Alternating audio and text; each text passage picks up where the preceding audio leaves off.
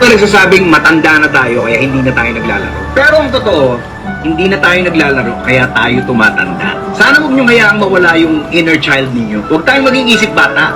Dapat pusong bata. Para kahit gaano kaliit, kahit gaano kababaw, kahit gaano ka walang kwenta sa iba. Ang importante, makahanap tayo ng dahilan para maging masaya.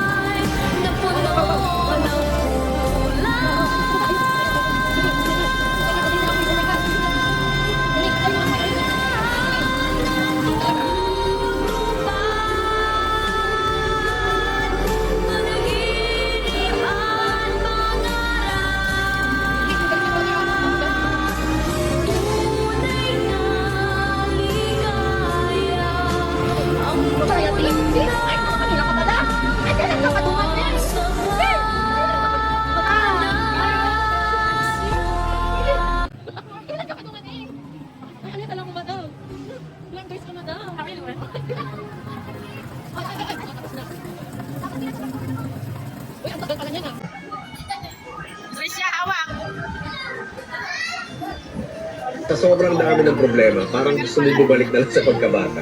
Ang simple lang kasi ng buhay natin, maliit pa tayo, di ba? Wala kang iniintinding babayaran, walang deadline, parang wala kang problema.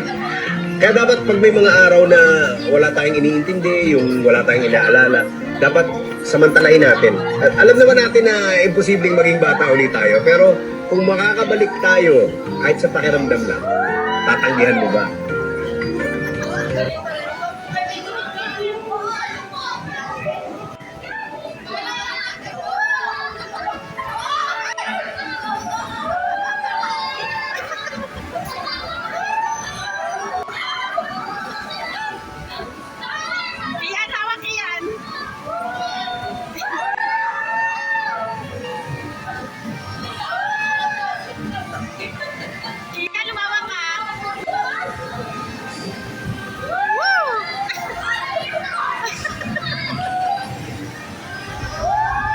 O, see, kahit yung nag-video sa amin, tawang-tawa. Tawang-tawa din si Mama.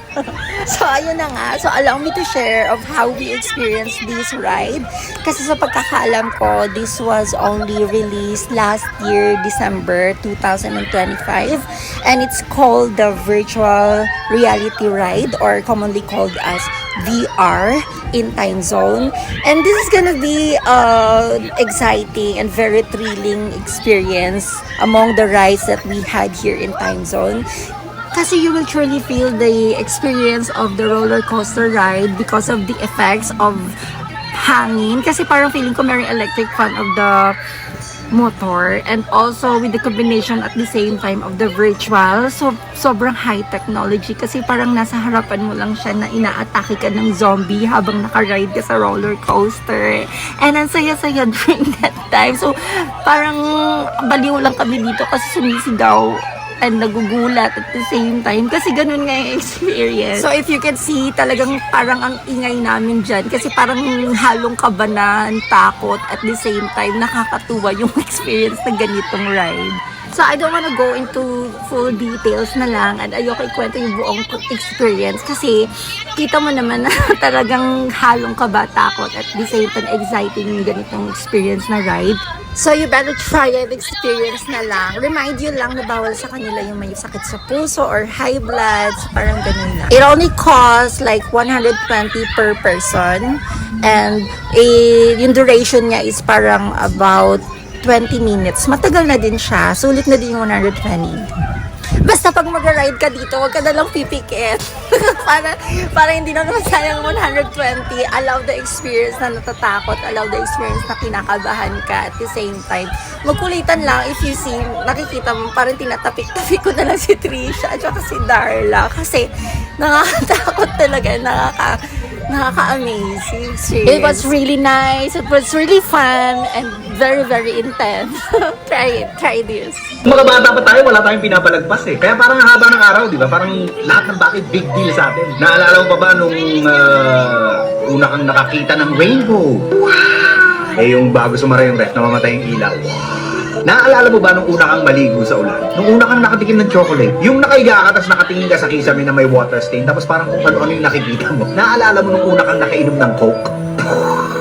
Sa maniwala kahit sa hindi, ang dami pa rin mga ganun sa paligid natin. Mga bagay na hindi pa natin alam, pero dahil mayayabang na yung mga mature na mga sarili natin, hindi na natin ini-enjoy yung kababawan. May mga nagsasabing matanda na tayo kaya hindi na tayo naglalaro. Pero ang totoo, hindi na tayo naglalaro kaya tayo tumatanda. Sana huwag niyong hayaang mawala yung inner child ninyo. Huwag tayong maging isip bata. Dapat pusong bata. Para kahit gaano kaliit, kahit gaano kababaw, kahit gaano ka walang kwenta sa iba, ang importante, makahanap tayo ng dahilan para maging masaya.